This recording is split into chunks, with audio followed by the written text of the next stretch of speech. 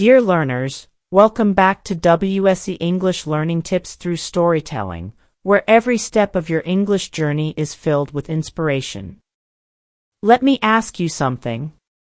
Have you ever studied English for years, but still panicked the moment someone spoke to you naturally? Have you ever said, "I'm good at English," and then avoided talking to a tourist, just in case they didn't understand you? Or maybe you've spent years memorizing grammar rules, passed multiple tests, and watched hours of English movies, only to still feel stuck when it came to real-life conversation? That was me. Completely. My name is Emma, I'm 34 years old, and I studied English for more than 10 years. I passed all the exams, got great feedback from teachers, and even helped my younger cousin prepare for her IELTS test. But still, every time I had to speak in real life, especially with native speakers, my mind would go blank. Every single time. I would freeze, smile awkwardly, and say things like, "Sorry, my English not good," even though I knew deep down that wasn't true. I wasn't a beginner. I wasn't lazy. I had worked so hard. So why did I still feel like I wasn't making progress? I still remember the exact moment when I realized something had to change. I was working at a hotel front desk. A couple from Canada came to check in. Simple situation. They were friendly, relaxed, smiling. They said, "Hi there. Could we get an early check-in? We just landed from a red-eye and haven't slept all night." And my brain just stopped. I didn't know what red-eye meant. I panicked. I smiled, nodded, and said, "Check-in time is 2 p.m. That's it." Cold. Robotic. Not warm. Not helpful. They looked a little confused, and the man said, "Oh, that's okay. Just wondering." They went to sit in the lounge. I felt so embarrassed.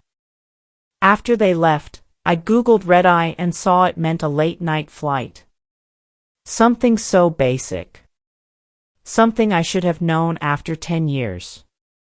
And that's when I realized I wasn't learning real English, I was just learning textbook English. I could write a formal email, sure. I could explain the present perfect tense, even teach it.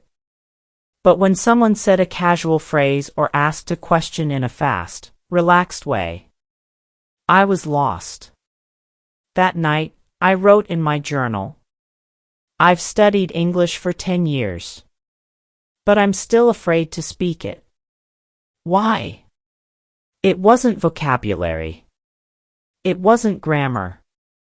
It was confidence, and the kind of practice I was doing. I was studying English, not using English. And that's the difference nobody talks about. So I made a decision. For the next 30 days, I would stop trying to be perfect. I would stop obsessing over long study sessions and grammar drills. Instead, I would focus on just one thing, using English every single day. Not for an hour. Not in a classroom. But in real ways, for real life. And what happened next honestly changed how I learn everything, not just English. In the next part, I'll share exactly what I did, step by step, the small, practical shifts that helped me finally break through the wall I'd been stuck behind for years.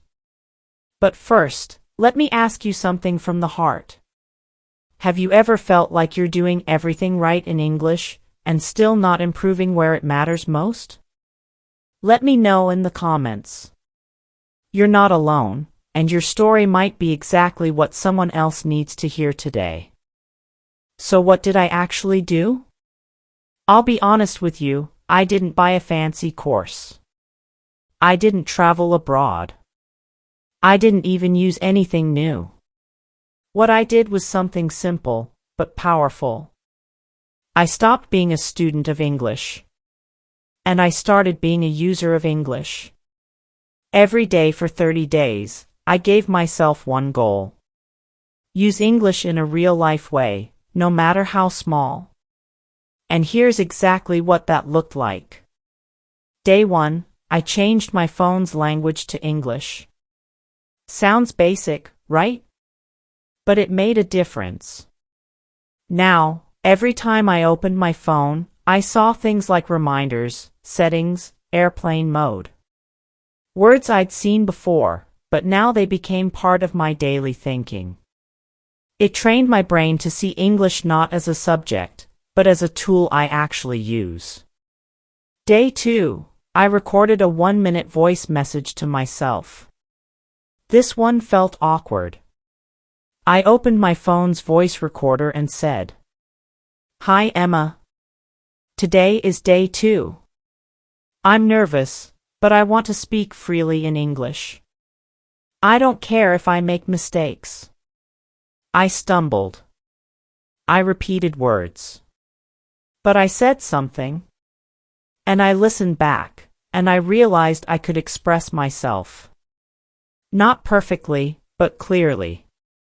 That gave me a strange kind of confidence. Day 3, I ordered lunch in English, even though I didn't need to. I went to a local coffee shop where the staff usually spoke my native language. I walked up and said, "Hi. Can I please get a chicken sandwich and a latte with oat milk?" The woman smiled, switched to English, and said, "Sure. For here or to go?" And guess what? I understood her. I didn't panic. I didn't freeze. Was it a deep conversation? No. But it was real. And that's what mattered. After that, my 30-day challenge became something I looked forward to. Each day, I'd ask myself, how can I use English today, even for just 5 minutes? Sometimes I left a comment in English under a YouTube video. Sometimes I translated my to-do list into English. Sometimes I had imaginary conversations with myself while walking home. Yes, talking to myself in English. Out loud. And it helped. I started to notice real changes. I began thinking in English, not translating. I became more comfortable with silence while searching for the right word. And I stopped avoiding English speakers. But here's the thing, I also kept a notebook. Every evening, I wrote down what I did in English, how it felt, one word or phrase I wanted to remember. For example, Day 9. Today I watched a video on YouTube called English with Lucy. She used the word ramble. I thought it meant walk, but she said, "Sorry, I'm rambling." I looked it up, it also means talking without a clear point. I love that. Now I know what it means when a podcast host says, "I'll stop rambling now." This kind of noticing became part of my learning. I wasn't memorizing, I was connecting. And that's something I wish someone had told me 10 years ago. Real English isn't about how much you know. It's about how often you use it. No one becomes fluent by just studying books. You get fluent by showing up, even when it's messy. Even when it's uncomfortable. By day 14, I started feeling different.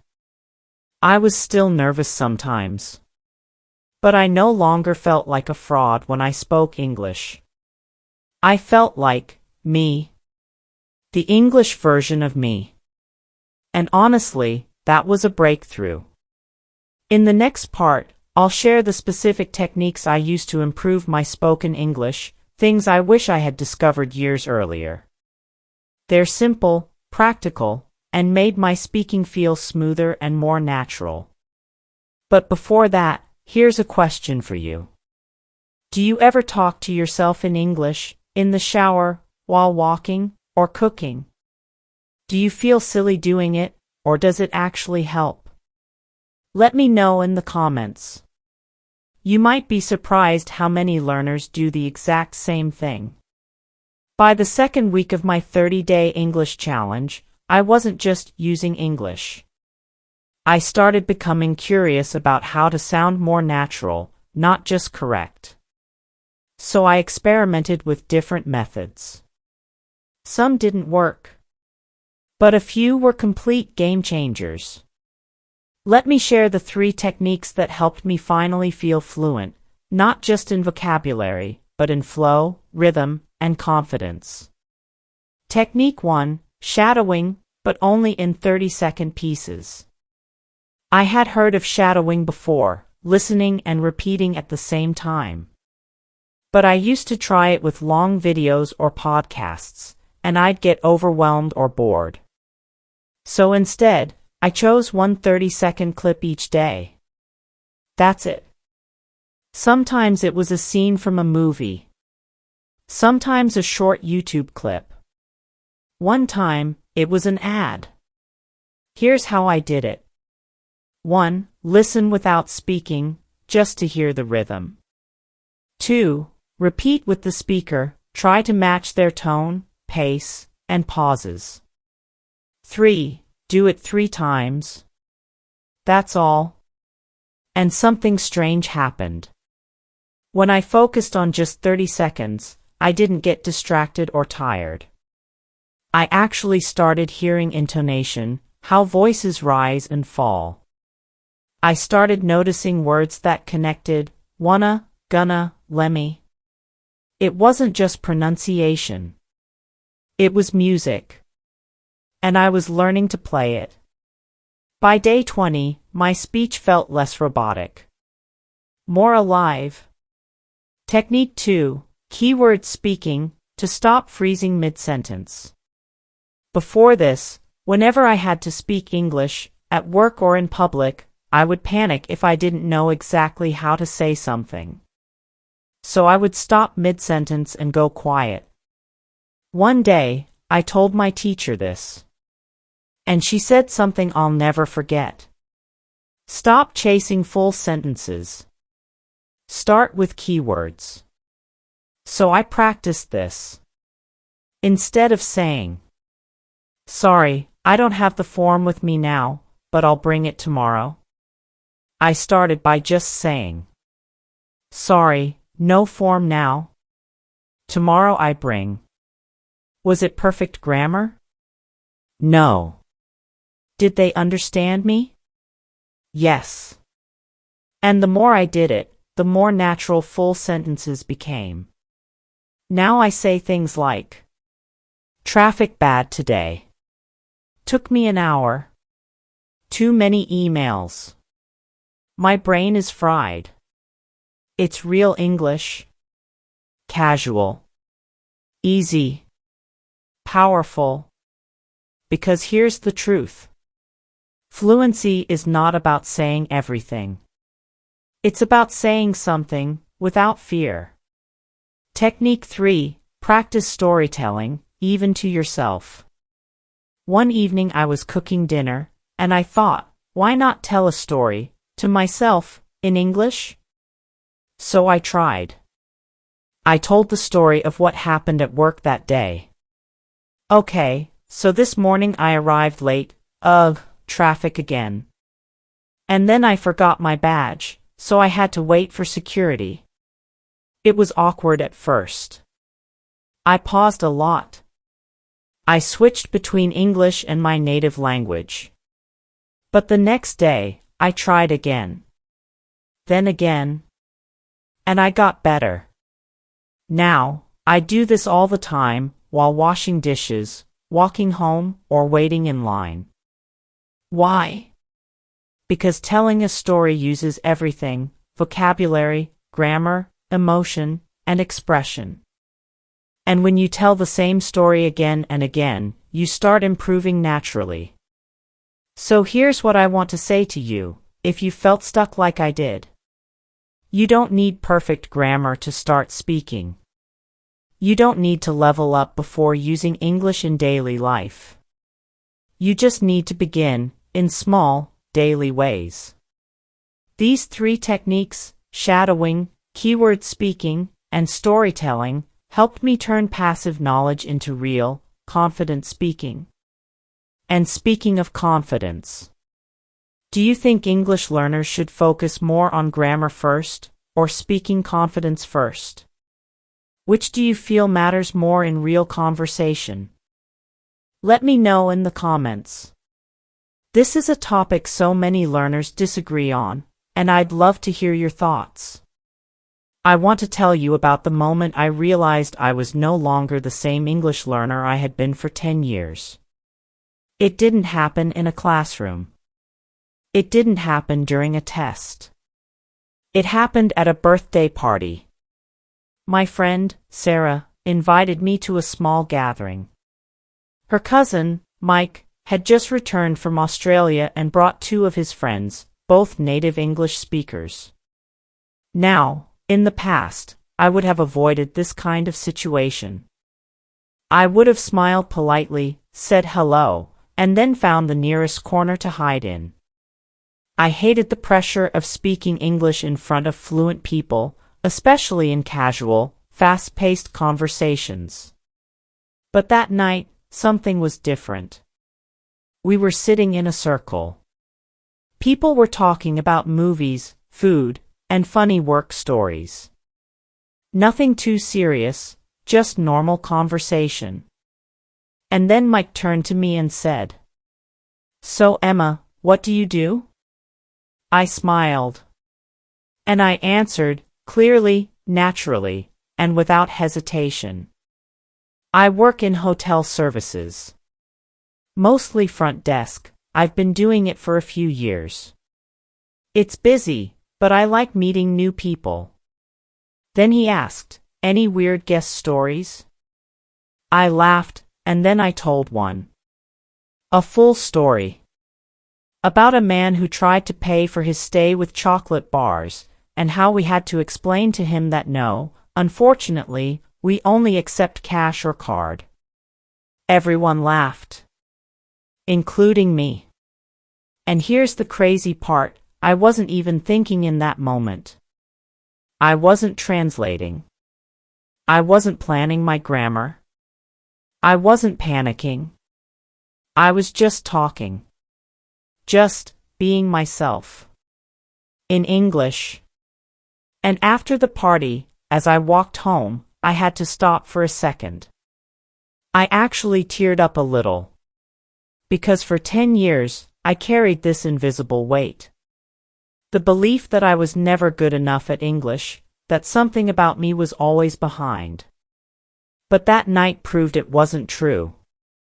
I just needed the right kind of practice, and a chance to show myself who I really was. That party wasn't a big test. No one was judging me. But in that moment, I passed a different kind of test, the test of confidence. That's when I knew I had broken through the wall. Not because I was perfect. Not because I suddenly knew every word. But because I could connect, share a joke, tell a story, and be heard. That's what I believe most English learners really want. Not perfect grammar. Not native speed. But the power to say, "This is who I am," in English. And that moment is worth every mistake, every awkward pause, every hour of practice. So here's a question for you. What would success in English look like for you? Not for a test, not for a teacher, but for your real life. Is it having a smooth conversation at work? Traveling confidently? Making new friends across cultures? Comment below and share it. Because once you define your version of fluency, your motivation becomes 10 times stronger. And in the final part, I'll wrap up my journey with the lessons I wish I had learned earlier, and the simple mindset shift that made everything easier. Because if you've ever felt stuck like I did, I promise you, it's not too late. The real transformation doesn't start with grammar. It starts with how you see yourself. If you followed my journey until now, thank you. Not just for watching, but for believing that your English journey matters. That your story matters. Because it does. Before I go, I want to share with you the 3 biggest lessons I learned from breaking through that 10-year wall, and how you can take action today, no matter where you are.